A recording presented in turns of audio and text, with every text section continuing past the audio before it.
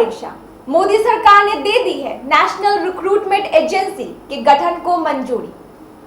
नमस्कार, आप सभी का स्वागत है गणादेश लाइव में और एक बार फिर मैं अदिति सिंह लेकर हाजिर हूं एक नया youth update. NRA national recruitment agency जो 19 अगस्त 2020 वेडनेसडे से लगातार खबरों में है। आखिर ये है क्या? आखिर सीईटी क्या है? कौन से नए चेंजेस लाए गए हैं गवर्नमेंट जॉब के सिस्टम में? इनके फायदे क्या हैं? इस तरह के कई सवाल इस वक्त हमारे मन में हैं। खैर कोई नहीं, सवाल है तो जवाब भी होगा। बस बने रहिए इस वीडियो में अंत तक, क्योंकि हम आपको देंगे इन सारे सवालों का जवाब। सेंट्रल गवर्नमेंट की कैबिनेट ने पहली वाली उलझी हुई गवर्नमेंट सिस्टम को अब समाप्त कर दिया है और कैबिनेट की बैठक ने सीईटी कॉमन एलिजिबिलिटी टेस्ट कराने के लिए एनआरए नेशनल रिक्रूटमेंट एजेंसी के गठन को दे दी है मंजूरी। अब रेलवे, एसएससी और बैंक की प्रारंभिक परीक्षा हमें अलग अलग नहीं देना होगा। इंस्टेड हमें देना होगा सिर्फ एक ही परीक्षा और वो होगा सीईटी यानी कॉमन एलिजिबिलिटी टेस्ट। अगर हम पहले की बात करें तो हमारे पास इन एग्जाम्स को देने के लिए 3 टायर्स होते थे, या हम कह सकते हैं 3 स्टेजेस होते थे। पहला होता था प्रीलिमिनरी स्टेज, इसे हम कहते हैं प्रारंभिक परीक्षा। दूसरा होता था मुख्य परीक्षा यानी मेंस, और तीसरा होता था लास्ट इंटरव्यू राउंड। और इस इंटरव्यू राउंड को क्लियर करने के बाद ही किसी कैंडिडेट को जॉब मिलती थी, जॉब में भर्ती की जाती थी। लेकिन अब इस सिस्टम को खत्म कर दिया गया है। अब हम प्रारंभिक परीक्षा इन अलग अलग विभागों के अलग अलग नहीं देंगे और हम देंगे सिर्फ एक ही परीक्षा और वो होगा सीईटी। खैर इस बारे में हम आगे और अच्छे से एक्सप्लेन करेंगे। इसके अलावा मैं आपको बता दूं कि हमारे पास भारत में टोटल 20 एजेंसीज है जो गवर्नमेंट के एग्जाम्स को कंडक्ट कराती आ रही है, और इसी 20 एजेंसीज में हम अलग अलग फॉर्म फिलअप करते आ रहे हैं। Different agencies, different form, different fees and different procedure. लेकिन अब एनआरए नेशनल रिक्रूटमेंट एजेंसी के आ जाने के बाद अब हम ये अलग अलग विभागों में अलग अलग फॉर्म फिलअप नहीं करेंगे, लेकिन अब हम अलग अलग विभागों के अलग अलग प्रारंभिक परीक्षा एक ही साथ देंगे और वो होगा CET, whether it's for SSC और रेलवे और बैंक। सून, बहुत जल्द बाकी गवर्नमेंट एग्जाम्स को भी सीईटी के दायरे में लाने की तैयारी की जा रही है। अब 3 साल तक वैध रहेंगे सीईटी के स्कोर, सीईटी के मार्क्स। इससे फायदा यह होगा, उन कैंडिडेट्स को होगा जो सीईटी के बाद चूज कर पाएंगे कि उन्हें कौन से मुख्य परीक्षा को पहले देना है और कौन से आखिरी में।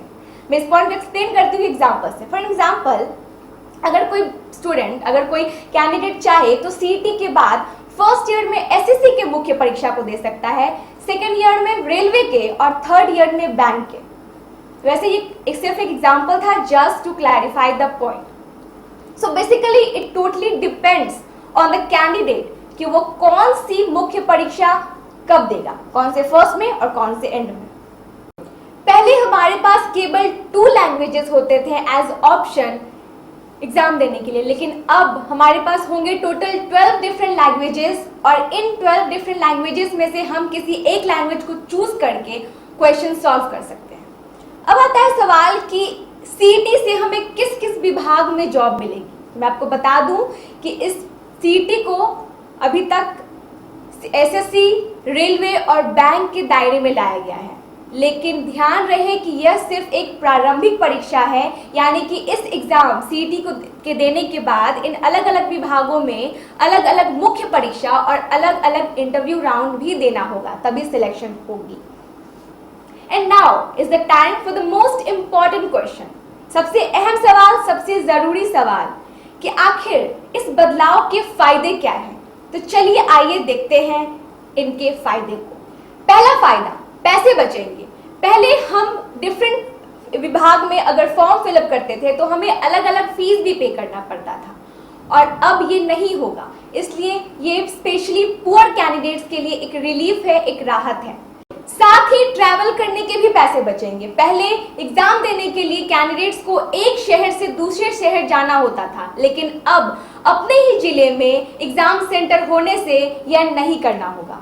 सिर्फ कैंडिडेट्स के नहीं, सरकार के भी पैसे बचेंगे, क्योंकि अब अलग अलग आयोजना करने की जरूरत नहीं पड़ेगी। दूसरा फायदा, अब भर्ती की प्रक्रिया शॉर्ट हो गई है। अब हमें मुख्य परीक्षा में बैठने के लिए ज्यादा लंबा इंतजार नहीं करना पड़ेगा। तीसरा फायदा, यह एग्जाम कई लैंग्वेजेस में होगी, जिससे भारत के हर कोने में बैठे कैंडिडेट्स को बराबरी का मौका मिलेगा। इसके अलावा और भी कई फायदे हैं, जैसे फीमेल कैंडिडेट्स को अब रिलीफ मिलेगा। पहले एक शहर से दूसरे शहर जाने से फीमेल कैंडिडेट्स फॉर्म ही फिलअप नहीं करती थी, लेकिन अब ये नहीं होगा। आइए अब नजर डालते हैं हमारे सेंट्रल मिनिस्टर प्रकाश जावड़ेकर पे कि आखिर उन्होंने इस कदम को हम स्टूडेंट्स, हम कैंडिडेट्स के लिए फायदेमंद बताते हुए क्या कहा। आज नौकरी के लिए जो युवा होते हैं उनको बहुत परीक्षाएं देनी पड़ती है और उनको लगभग 20 रिक्रूटमेंट एजेंसीज है। तो कोई 4-5 में अगर परीक्षाएं देता है तो उतनी परीक्षा उतनी जगह जाना, ये सब समाप्त करने के लिए एक ऐतिहासिक फैसले में नेशनल रिक्रूटमेंट एजेंसी, राष्ट्रीय भर्ती संस्था, ये परीक्षा लेने वाली कॉमन एलिजिबिलिटी टेस्ट ये लेगी और इसका करोड़ों छात्रों को लाभ मिलेगा। छात्रों को यानी युवाओं को लाभ मिलेगा जो नौकरी के लिए आवेदन करते हैं। इसके बारे में विस्तार से जानकारी देने के लिए हमारे साथी जितेंद्र सिंह जी आए हैं, लेकिन मैं इतना ही कहूंगा कि ये मांग थी पूरे युवा पीढ़ी की सालों से, लेकिन नहीं हो रहा था। लेकिन इस एक निर्णय से, नेशनल रिक्रूटमेंट एजेंसी से एक परीक्षा, उससे उनकी तकलीफ भी दूर होगी, उनका पैसा भी बचेगा और मानसिक स्वास्थ्य भी ठीक रहेगा। कहते हैं कि हर एक छोटा बदलाव बड़ी कामयाबी का हिस्सा होता है। तो देखते हैं कि आखिर यह बदलाव हम स्टूडेंट्स के लिए कौन सी कामयाबी का हिस्सा बनकर आता है। तब तक let's hope for the best, और इसी के साथ मिलते हैं नए वीडियो में, नए कॉन्सेप्ट के साथ, नए अपडेट के साथ। Till then take care, bye bye, and most important keep smiling.